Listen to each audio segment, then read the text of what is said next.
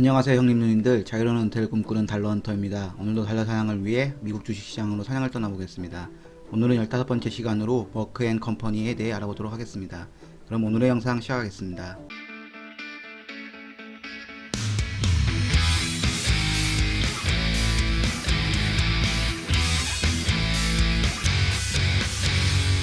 먼저 회사 정보부터 보시겠습니다. 머크앤컴퍼니는 미국의 제약회사로 글로벌 기업입니다. 미국과 캐나다 내에서는 머크앤컴퍼니라는 이름으로 등록되어 있고 그 외 지역에서는 머크 샤프앤놈 MSD라는 회사명으로 제약 및 동물 헬스케어 부분의 사업을 하고 있습니다. 머크는 1891년에 설립되었으며 뉴저지주 캐닐워스에 본사가 있습니다. 조용한 도시에 위치해 있으며 상당히 넓은 부지를 본사로 사용하고 있습니다. 뉴욕이랑도 가까워서 관광 목적으로 방문하기에도 괜찮아 보입니다. CEO인 미스터 로버트 데이비스는 박스터와 일라이 릴리 컴퍼니에서 근무한 경험이 있으며 2014년에 CFO로 회사에 입사했고 2021년 4월에 CEO로 임명되었습니다. 현재 연봉은 440만 달러, 하나 48억 원입니다.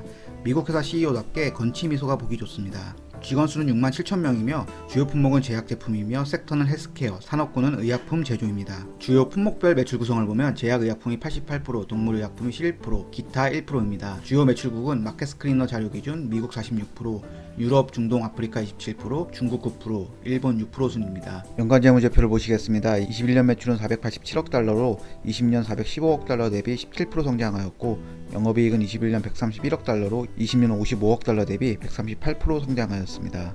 연간 매출과 이익 트렌드를 보면 2018년, 2019년, 2020년까지는 큰 성장이 없다가 21년 한 단계 성장하였음을 알 수 있으며 차트를 보면 2019년 형성한 박스권 상단에 주가가 위치해 있습니다. 분기별 재무제표를 보시겠습니다. 22년 2분기 매출은 145억 달러로 1분기 159억 달러 대비 9% 감소하였고 22년 2분기 영업이익은 50억 달러로 1분기 56억 달러 대비 11% 감소하였습니다. 분기별 매출 이익 트렌드를 보아도 22년 1분기가 유독 좋았던 것으로 보입니다. 기본적 분석을 보시면 매출은 487억 달러, 하나 53.5조 원, 영업이익은 131억 달러, 하나 14.4조 원으로 인당 매출액은 72만 달러, 하나 7.9억 원, 영업이익은 19만 달러, 하나 2억 원입니다. 인당 매출과 이익은 존슨앤존슨보다 좋습니다. 점수를 매겨보겠습니다. 연간 기준 매출과 이익 모두 좋았고 분기 기준으로 매출과 영업이익이 약간 감소했지만 괜찮았습니다. 인당 매출 및 영업이익은 좋았습니다. 다음은 머크와 같은 산업군 내에서 고평가인지 저평가인지 비교해보도록 하겠습니다. 해당 자료는 시킹알파를 참조하였습니다. 제약산업군 내에서 총 6개 업체를 비교해보겠습니다. 비교할 회사는 머크앤컴퍼니, 미국의 다국적 제약회사 화이자와 일라이 릴리, 덴마크 다국적 제약회사 노보노르디스크, 스위스계 제약회사 노바티스, 스웨덴과 영국의 합작사인 아스트라제네카입니다. 제가 비교할 지표는 매출, 주당 매출, EPS, 순이익, 총이익, 에비타, 영업이익과 ROE이며 해당 자료는 연간 기준이 아닌 최근 12개월 기준의 자료입니다. 쉽게 구분이 되도록 주요 자료만 요약하였습니다. 본격적인 비교에 앞서 시가총액과 영업이익을 비교해서 각 회사들의 멀티플을 확인해 보겠습니다.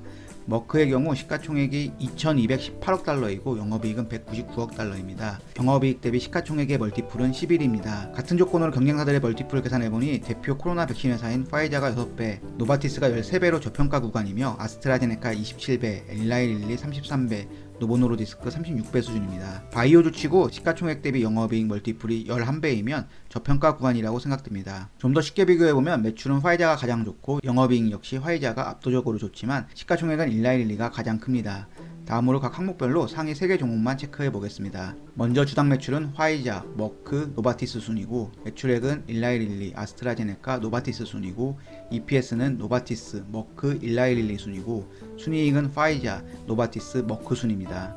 총이익, 에비타, 영업이익은 화이자, 머크, 노바티스 순이고 ROE는 일라이 릴리, 노보노르디스크, 머크 순입니다. 머크의 ROE 트렌드를 보면 최근 나아지고 있습니다. 해당 결과에서 매출은 화이자가 가장 좋고 영업이익 역시 화이자가 압도적으로 좋지만 시가총액은 일라이 릴리가 가장 큽니다. 화이자가 코로나 백신 수혜가 줄어들고 있지만 지금의 매출과 이익 수준 그리고 코로나 시즌에 벌어놓은 현금 유보율을 고려하면 저평가일 수 있다는 생각이 들며 노바티스가 다른 제약사 대비 시총이 좀 작아 보입니다. 점수를 매겨보겠습니다. 시가총액 부분은 산업군 내에서 큰 편이 아니므로 실점을 주도록 하겠습니다. 매출, EPS, 순이익, 매출총이익, 에비타, 영업이익, ROE는 좋았습니다. 다음으로 업체들의 주가 움직임을 비교해보겠습니다. 5년 동안의 주가 움직임을 보면 의외로 일라이 릴리 컴퍼니가 가장 많이 상승하였고 의외로 파이자의 상승률은 그리 높지 않으며 머크도 서서히 우상향 중입니다. 1년 기준 상승률을 보면 혼돈 그 자체이며 일라이 릴리 20%, 머크 14%, 아스트라제네카 13% 순이고 파이자 0.35% 상승하였고 노바티스 EPS는 마이너스 10.98%로 유일하게 마이너스 중입니다. 다음으로 차트를 기준으로 뉴스를 보도록 하겠습니다. 일본 기준에서 거래량이 많았던 날의 뉴스를 확인해 보겠습니다. 2022년 5월 30일 뉴스를 보면 머크의 포워드 PER은 12.5배 수준으로 여전히 저평가되어 있다는 뉴스가 있었고 악재 뉴스는 없었습니다. 2022년 6월 17일 뉴스를 보면 머크가 항암제 제조사인 시애틀 제네틱스를 인수 고려 중이라는 월스트리트 저널의 보도가 있었습니다. 항체약물 결합체 ADCS가 주력 품목인 시애틀 제네틱스는 시가총액이 270억 달러이며 다른 업체들도 인수를 검토 중이라고 합니다. 시애틀 제네틱스의 주식은 같은 날 15% 상승한 169.17달러를 기록했지만 지금은 상승분을 모두 반납하였습니다. 2022년 6월 24일 뉴스를 보면 두 가지 뉴스가 보이는데 유럽에서 12세 이상에 대한 이기 흑색종 보조 치료제로 키트루다를 승인하였다고 합니다. 두 번째로 항암제 제조사인 시애틀 제네틱스 인수 관련 뉴스입니다. 시애틀 제네틱스를 인수하면 머크의 강력한 종양 포트폴리오가 강화될 것이지만 미국 연방거래위원회의 제재가 있을 수도 있다고 합니다. 예를 들어 2020년 에브비가 엘러간을 인수했을 때 규제대 당국은 에브비의 브리지쿠막과 젠펩을 매각하도록 요구했으며 실제로 아스트라제네카와 네슬레에 매각하였습니다. 다음으로 차트 분석으로 돌아와서 마켓 스크리너를 통해 일봉을 확인해 보겠습니다. 일봉에서 보면 94.96달러를 고점으로 3번의 돌파 시도가 있었지만 뚫지 못했고 최근 시장이 안 좋아지며 주가가 조금씩 싸지고 있습니다. 단기 저항은 88.93달러이고 장기 저항은 전고점인 94.96달러입니다. 하방 지지 라인은 84.5달러이고 그 아래에서는 매력적인 가격으로 보입니다. 다음은 팀 랭크스를 통해 애널리스트 의견을 보도록 하겠습니다. 9명의 매수 의견과 4명의 보유 의견이 있으며 매도 의견은 없습니다. 평균 목표 주가는 100달러입니다. 내부자 거래 내역을 확인해 보겠습니다. 팀 랭크스와 마켓비트를 통해 확인해 본 결과 매수는 거의 없으며 매도만 있었습니다. 점수를 매겨보겠습니다. 차트 부분은 큰 그림에서는 고점 부분이지만 최근 조정을 주었으니 7점을 주도록 하겠습니다. 애널리스트 의견도 매수 의견 9명에 보유 의견 4명이므로 6점을 주도록 하겠습니다. 내부자 거래는 매수가 거의 없고 매도만 있으므로 1점을 주도록 하겠습니다. 다음은 배당 부분을 보시겠습니다. 최근 배당액은 0.69달러입니다. 8월 30일 기준으로 주가는 85.36달러이며 1100원 환율 기준 주당 원화 가격은 93,896원입니다. 1000만원을 투자한다고 가정하였을 때 매수 가능한 주식수는 106주이며 106주에 대한 분기 배당금은 73.14달러고 연간 배당금은 292.56달러입니다. 이를 하나로 계산하면 1000만원 투자 시 1년에 32만원, 1억 투자 시 320만원, 10억 투자 시 3200만원입니다. 기업 규모와 시총에 비해서 배당금이 적지만 존슨앤존슨보다는 좋습니다. 여유로운 은퇴를 위해서는 31억 정도 투자하면 연 1억 정도의 배당금이 가능해 보입니다. 다음으로 시킹알파를 통해 최신 뉴스에 특별한 내용이 있나 보도록 하겠습니다. 머크와 GSK는 세계 최대 백신 제조사인 인도 혈청연구소가 자궁 경부암 백신 시장에서 새로운 라이벌에 직면할 것이라는 악재 뉴스가 보이고 시애틀 제네틱스는 머크의 인수가 걸림돌이라는 보고서에 따라 9% 하락했다는 뉴스와 머크와 시애틀 제네틱스의 회담은 가격에 대한 장애물에 부딪혔다는 인수 관련 뉴스가 보입니다. 아스트라제네카와 머크의 림파라자가 조기 유방암 관련 일본에서 승인되었고 머크의 신장병 예방약이 FDA 패스트트랙에 승인되었다는 호재 뉴스도 보입니다.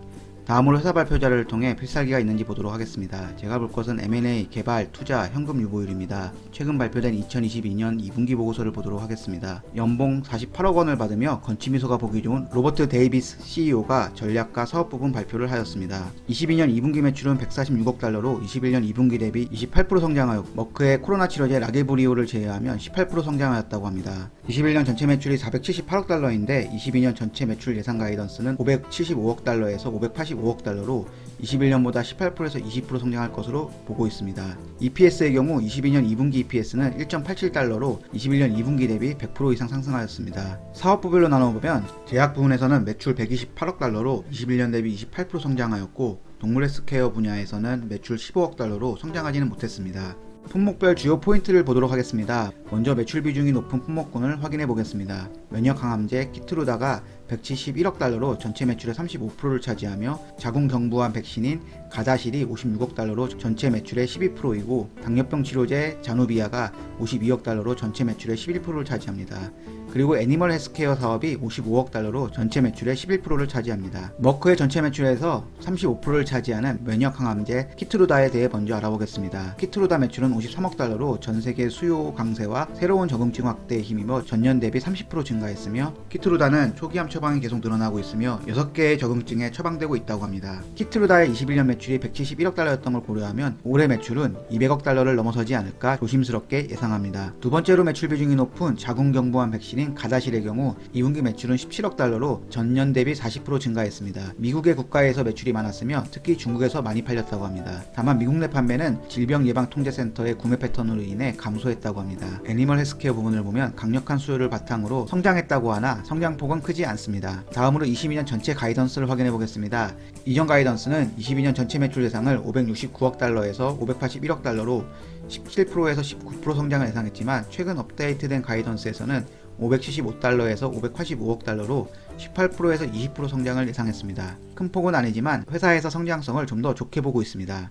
다음으로 연구개발 부분을 보도록 하겠습니다. 먼저 종양학 부분에서 글로벌 하이라이트 부분을 보면 EMA로부터 키트루다의 4가지 적응증에 대한 승인을 받았으며 아스트라제네카와 공동 개발 중인 림피자에 대한 유방암 보조치료제 적응증에 대해서 CHMP로부터 긍정적인 답변을 받았다고 합니다. 시애틀 제네틱스 및 아스텔라스와 공동으로 진행 중인 요로상 피암 1차 치료제인 KN869 또는 EV103의 긍정적인 임상 결과를 발표했습니다. 폐렴구균 백신 관련해서는 백스누백스는 성인에 대해서 듀모백스 23과 순차적인 사용에 대해 21년 승인되었고 65세 이상 성인의 침습성 세럼구균 질환의 치료제 후보군으로 선정되어 임상 3상 시험이 진행 예정입니다. 소아의 경우 22년에 적응증 확대 승인이 완료되었습니다. 다음으로 머크의 경구형 코로나 치료제인 라게브리오에 대해 알아보도록 하겠습니다. 라게브리오는 고위험이며 병원에 입원하지 못하는 환자들에게 중요한 치료제라고 합니다.